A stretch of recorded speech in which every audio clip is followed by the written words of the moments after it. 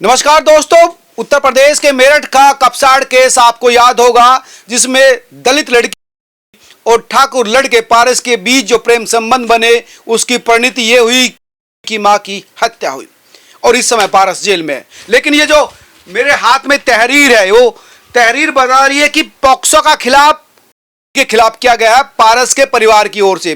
पारस का परिवार कह रहा है कि पारस तो नाबालिग है, 18 साल से कम है, उसका शारीरिक शोषण किया ने, इसलिए पॉक्सो खिलाफ उसको अरेस्ट किया जाए। और पारस तो दया का पात्र है क्योंकि वो तो मासूम है, 18 साल से कम है। असली नुकसान तो पारस को हुआ, उसका इस्तेमाल किया, बहला फुसला कर 3 सालों तक उसका शारीरिक शोषण करती रही और जब वो भागा तो तब भी बुलाया था। ये सब इसमें लिखा, मैं नहीं कह रहा। और पारस के 2 एडवोकेट मेरे साथ हैं जो इस केस को देख रहे हैं, विशाल जी और सूरज। ये जो आपने एफआईआर दर्ज करवा रहे हैं, तहरीर आपने दी है, इसकी क्या ऑथेंटिसिटी है? देखिए, फ्रॉम द वेरी बिगनिंग हम लोग कह रहे हैं कि पारस निर्दोष है और पारस नाबालिग है। इस बात को अमल किया है SC/ST कोर्ट ने, पूरे मैटर को जुवेनाइल जस्टिस बोर्ड के पास भेज दिया है। अब उससे यानी कोर्ट भी सहमत हो गया कि वो नाबालिग, कोर्ट सहमत हो गया है। कोर्ट ने सबसे बड़ा काम किया अपने फैक्ट को सुधारने के लिए कि 10th की मार्कशीट मंगवाई, उसके बाद 5th की मार्कशीट बनवाई, उसके बाद लड़के के भाइयों की मार्कशीट मंगवाई गई इसमें पुलिस के द्वारा। सभी फैक्ट को देखकर ऑनरेबल SC/ST के लर्नेड ट्रायल कोर्ट ने यह माना कि पारस 18 साल के नीचे है, इसका मामला जुवेनाइल जस्टिस बोर्ड को सुनना चाहिए। और अगर जिस रास्ते पर हम लोग चल रहे हैं ऐसे ही चलता रहा तो विद इन मंथ पारस बाहर होगा। और लड़के के खिलाफ जो हम लोगों ने केस किया है पॉक्सो के एक्ट में लड़की जेल में होगी। ऑनरेबल सुप्रीम कोर्ट ने माना है, पॉक्सो के एक्ट में माना है कि पॉक्सो का एक्ट जेंडर न्यूट्रल है, उसमें लड़का हो या लड़की हो, कोई भी 18 साल के नीचे है तो उसके साथ ऑफेंस हो सकता है, वो उसके विक्टिम हो सकते हैं। और पारस को मैं यहाँ पे विक्टिम के तौर पे मानता हूं क्योंकि लड़की ने उसको गलत तरीके से उसके फोटो वायरल करने के नाम पे पंचायत में पैसे लिए हैं और वो रिकॉर्ड पे है, पुलिस के रिकॉर्ड पे है और ग्राम पंचायत के पंचों के रिकॉर्ड पे है। क्या रिकॉर्ड, पैसे लिए मतलब? जी देखिए, 2024 सितंबर में इन लोगों के बीच एक एग्रीमेंट हुआ था कि दोनों बच्चे आपस में नहीं मिलेंगे। बच्ची की त्वरित शादी कराने के लिए 50,000 रुपए की मांग पारस के परिवार से की गई थी, जो कि एक गरीब परिवार होने के नाते उन्होंने सूद पर लेकर पैसा उस लड़की को दिया था कि तुम शादी कर लो इनको। अगर इसमें शोषण पारस का हो रहा है तो पारस का परिवार पैसे क्यों दे रहा है? इसलिए दे रहा है क्योंकि पंचों ने यह डिसाइड किया कि लड़का या लड़की दोनों की जिंदगी को आगे बढ़ाने के लिए लड़की को शादी करना जरूरी है और शादी एक गरीब परिवार को करने के लिए कुछ पैसों की आवश्यकता होगी। इसलिए पारस के परिवार को कहा गया कि इसमें पैसे आप 50,000 रुपए दे दीजिए और उस पैसे से उसकी शादी 2024 में ही हो जानी थी, लेकिन उसने शादी नहीं किया क्योंकि उसके दिमाग में यह आ गया कि अभी मैं 50,000 ले सकती हूँ तो आगे 5 लाख भी ले सकती हूँ। और इसी पर उसको बार बार धमकी दी गई है। मेरे पास रिकॉर्ड है, हम कोर्ट में प्रस्तुत करेंगे कि कैसे मैसेज करके व्हाट्सएप के थ्रू, ऑडियो कॉल के थ्रू, वीडियो कॉल के थ्रू, इवन लड़की एक बार पारस के घर पे भी जाके ये कही है कि मैं तुम्हें पूरे गांव में बदनाम कर दूंगी, तुम्हारा फोटो और वीडियो है। और वो सब मैं प्रूव करूंगा कोर्ट में। अभी जैसे हमने प्रूव किया है कि पारस जुवेनाइल जस्टिस बोर्ड के यहाँ जाना चाहिए, आगे चल के हम प्रूव करेंगे कि लड़की कैसे प्रताड़ित कर रही थी लड़के को और कैसे पारस एक नाबालिग बच्चा जो 13 साल की उम्र में था,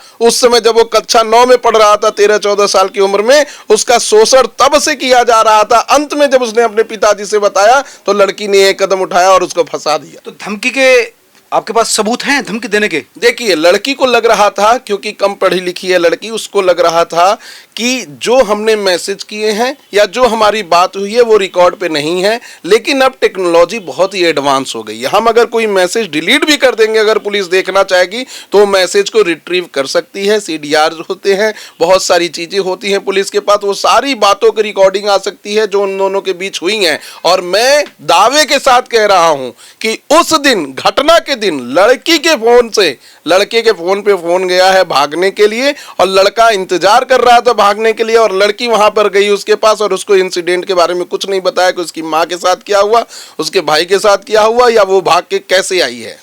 मतलब आप ये कह रहे हैं कि कत्ल में पारस का हाथ ही नहीं था, उसको पता ही नहीं था, ये इसमें भी लिखा है और आप भी ये कह रहे हैं, ऐसा कैसे हो सकता है? जी कत्ल किसने किया? देखिए, सबसे बड़ी बात, जो औजार कत्ल में इस्तेमाल किया गया है, अभी तक वो कोर्ट में रिकवर नहीं हुआ है। और जब उस औजार पर फिंगरप्रिंट लड़की के आएंगे तो लड़की को कोर्ट जेल भेजेगी, और ये मैं कह रहा हूं, ये कोर्ट भी कह रही है, और आगे चल के यही डिसीजन भी आएगा। क्यों? अगर जब घटनास्थल पे मृतिका की शरीर बॉडी पाई गई तो उस स्थान पर उस औजार को भी पाया जाना चाहिए था जिस औजार से वार हुआ था।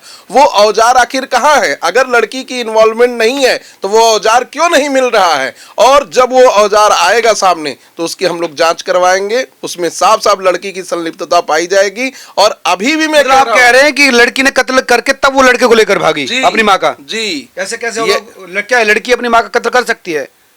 क्यों नहीं कर सकती है? हमने शबनम के केस में देखा है 2007 में, स्टेट ऑफ उत्तर प्रदेश के अंदर ही वो मैटर था। मायावती जी सरकार में थी, अपने पूरे परिवार के 7 लोगों को जहर देके मार दिया। वहां पर एक्चुअली उसका पिता भी था ना लड़की का, तो 2 माता पिता नहीं, पिता वगैरह कोई नहीं थे। अभी तक एफआईआर में, इनिशियल रिकॉर्ड में, चार्जशीट में पिता की कहीं से भी कोई मौजूदगी नहीं दिखाई गई है, ना तो पिता के सामने कोई इंसिडेंट हुआ है। बाद में अगर वो as a evidence, as a witness उन्हें फ्रेम करने की कोशिश करेंगे तो उससे हम लोग क्रॉस एग्जामिनेशन करेंगे कि क्या वहां पर देखे और क्यों नहीं बचाने गए। अगर बचाने जाते, जैसे एक केस में बता दूं, अगर कोई जल रहा है उसको कोई बचाने जाएगा तो उसका भी हाथ जलेगा। तो अगर इस केस में अगर इनके पिता वहां पे मौजूद थे तो क्यों नहीं बचाने गए?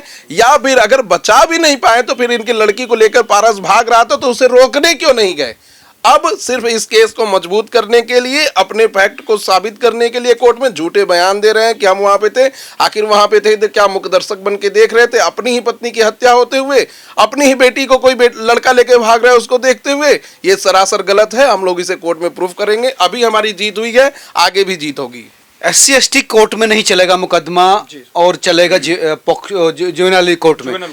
तो ये तो मान लिया, ठीक है, वो कोर्ट ने मान लिया, लेकिन ये कैसे प्रूव करेंगे कि के भागी नहीं शोषण किया, लड़का पीड़ित था, ठाकुर लड़का, उस गांव में ठाकुर बहुल गांव, वो दलित लड़की, दलित समाज से आ रही, कमजोर, वो कैसे कर सकते? कैसे, कौन स्वीकार करेगा? बिल्कुल। और इसमें जो शिकायत करता है का नाम आ रहा है तो उसमें उसमें उसकी एज भी ज़्यादा है, बालिग है, और लड़का जो है नाबालिग है। और इसको कक्षा 1 से लेकर कक्षा 5 और फिर 10वीं की मार्कशीट से उसके भाइयों की मार्कशीट, जैसा कि हमारे साथी अधिवक्ता विशाल जी बता रहे थे कि SC/ST कोर्ट ने देखा है और सेक्शन 94 जुवेनाइल जस्टिस एक्ट में जुवेनाइलिटी प्रूफ हो गई है। तो अब ये केस वापस जुवेनाइल जस्टिस बोर्ड के पास, JJB बोर्ड के पास जाएगा। वहाँ उसकी पारस की अभी एक और परीक्षा भी होनी है कि उसकी असेसमेंट होगी एज पर सेक्शन 15। वो साबित होता ही इस जो मैक्सिमम पनिशमेंट है वो 3 साल है, और 3 साल के बाद वो सुधार कारागार, उसमें भी वो जेल में नहीं रहेगा, सुधार कारागार में रहेगा। और रही बात आप जो कंप्लेन की, कंप्लेन में वो लड़का जो है नाबालिग है, और उसको सेक्शन 9 पॉक्सो में भी कहता है कि अगर कोई, चूंकि पॉक्सो एक्ट एक जेंडर न्यूट्रल एक्ट है, वो कोई भी किसी का शोषण कर सकता है तो पॉक्सो लग सकता है। लड़का नाबालिग है, लड़की बालिग थी, तो पॉक्सो इसमें अट्रैक्ट होता है, प्रमा फेसाई। और हम लोग यही कंप्लेन जो है सोच रहे हैं कि इसको जो फाइल करके इसको लड़की के ऊपर जो है लड़की को फंसा दे, नहीं फंसा नहीं दें, जो लड़की ने इस लड़के के साथ शोषण किया है, चाहे मानसिक, शारीरिक, आर्थिक, जिस तरीके से भी हुआ, वो तो मैटर ऑफ ट्रायल है कि अन्वेषण अधिकारी इस पर ट्रायल करेंगे क्या है सारी चीज। हमारी बात यह है कि हमारे लड़के के साथ जो इसमें कायदे से जो विक्टिम होना था उसको एक्यूज बना दिया गया है, उसको जो है, अरे कत्ल किसने किया माँ का यार? फिर वो आप क्या कह रहे हैं? कत्ल किसने किया है ये अन्वेषण का मामला है, चूंकि चार्जशीट अभी आई नहीं है। और दूसरी बात, उसमें अगर आप जो कहेंगे तो खुद इसको लेकर के कहीं पर गई है, लड़का तो कहीं था ही नहीं वहाँ पे, वो पिताजी थे तो कहाँ पे थे, 2 सहेलियाँ कहाँ पे हैं, वेपन कहाँ पे? पहली बात तो ये पता चले कि मर्डर वेपन जो है, मोटिव क्या था, मर्डर वेपन क्या है? बिना मर्डर वेपन का आप साबित कैसे करेंगे कत्ल हुआ और किस चीज़ से हुआ, है कहाँ? अगर हम 1 मिनट के लिए आपका जो लोगों मीडिया में ये चल रहा है, जो लोग आरोप लगा रहे कि पारस ने किया, तो मर्डर वेपन पारस कहाँ लेके घूम रहा है, फिर उसकी गवाही कहाँ पे, उसकी मिल क्यों नहीं रहा है? तो ये सारी चीज़ें अन्वेषण का मामला है। अभी चार्जशीट आने वाली है और हम भी अपना प्रतिवेदन जो है माननीय आयोग और माननीय कोर्ट को देंगे। और इसमें पारस जितना, अगर आप मुझे अभी देख लें इस केस की जो इनिशियल स्टेज है, उसमें पारस निर्दोष साबित होगा।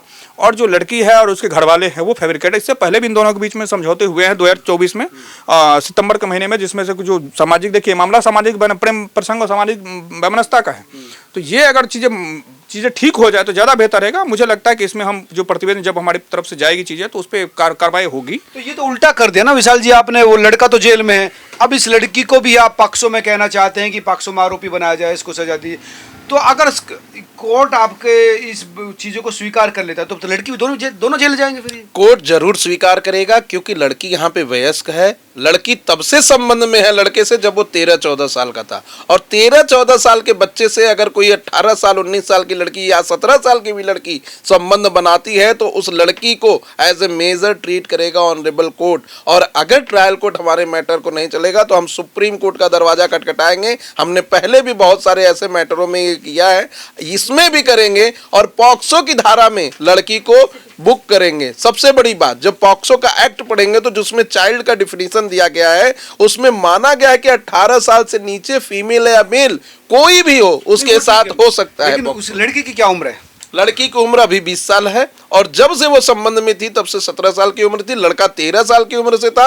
बार बार उसे फोटो वीडियो वायरल करने की धमकी दी गई है, बार बार उससे धन उगाही की बात की गई है, लेके भागने की बात की गई है, और नहीं भागने पर ऐसे फॉल्स केसेस में फंसाने की बात की गई है। ये सब चीज ऑन रिकॉर्ड है, पंचों के सामने है, लोगों के सामने है, और लड़की खुद पारस के घर जाकर यह कहकर आई थी कि तुम्हें मैं छोड़ूंगी नहीं, तुम्हें बर्बाद कर दूंगी। क्यों?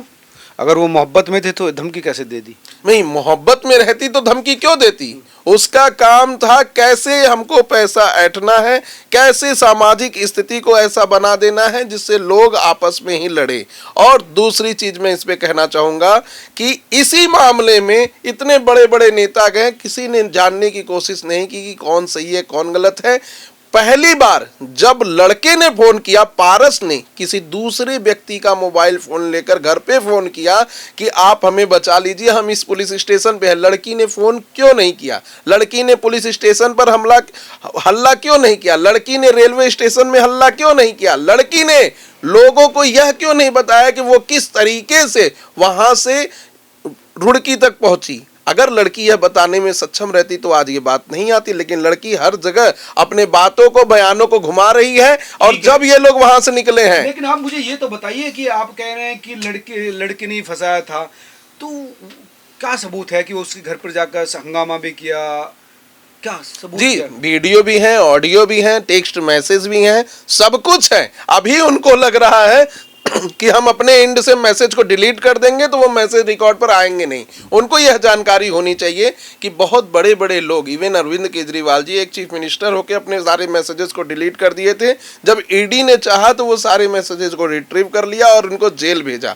तो ऐसे मामलों में जहां किसी लड़के की पूरी जीवन खराब हो सकती है, इस पूरे मामले में आप देखेंगे कि जब इसमें जांच होगी तो पुलिस सारे मैसेजेस को रिट्रीव करेगी, फोन रिकॉर्ड को खंगालेगी, सीडीआर देखेगी, और उस समय घटना के समय किसने किसको फोन किया यह भी देखेगी। और अगर लड़की की तरफ से फोन गया होगा और उस रिकॉर्डिंग में यह आ जाएगा कि लड़की खुद दोनों तरफ से कर रहे होंगे ना फोन, तो दोनों अगर प्रेम में होंगे तो दोनों कर रहे होंगे ना? नहीं, हम आपको बता दें, इसमें लड़की की तरफ से फोन गया है, लड़के को बुलाया गया है कि आप इस स्थान पर हमसे आकर मिलिए और हम आपके साथ भागना चाहते हैं प्रेम प्रसंग में, और नहीं भागेंगे तो हम आपके खिलाफ केस कराएंगे, आपके पिताजी का नाम बदनाम करेंगे, आपके घर वालों का नाम बदनाम करेंगे।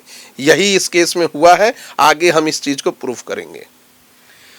धन्यवाद वकील साहब। तो ये थे पारस केस से जुड़े हुए वकील, जिनका कहना था कि हम इस पूरे मामले को पॉस्को में लेकर जा रहे हैं, एफआईआर दर्ज करवा रहे हैं, क्योंकि लड़का नाबालिग है। और ये कोर्ट ने भी स्वीकार कर लिया। लड़की इस लड़के के साथ संबंध लगातार बना रही थी, प्रेशर देकर बना रही थी, इसका शोषण हो रहा था, और इसमें तो पारस पीड़ित है। अब इस मामले में और भी कई पहलू सामने आ रहे हैं, वो सब मैं आपके साथ लेकर आऊँगा। लेकिन ये तो अपने आप में बहुत ही बड़ा और चौंकाने वाला और केस के रुख को बदलने वाला मामला था जो मैंने आपके साथ शेयर किया। आप तमाम लोग क्या सोचते हैं जरूर बताएं। क्या इस केस की डेप्थ है, केस की रियलिटी है, वो भी कमेंट करके बताना। नमस्कार। वीडियो अच्छा लगा तो शेयर जरूर करना। धन्यवाद।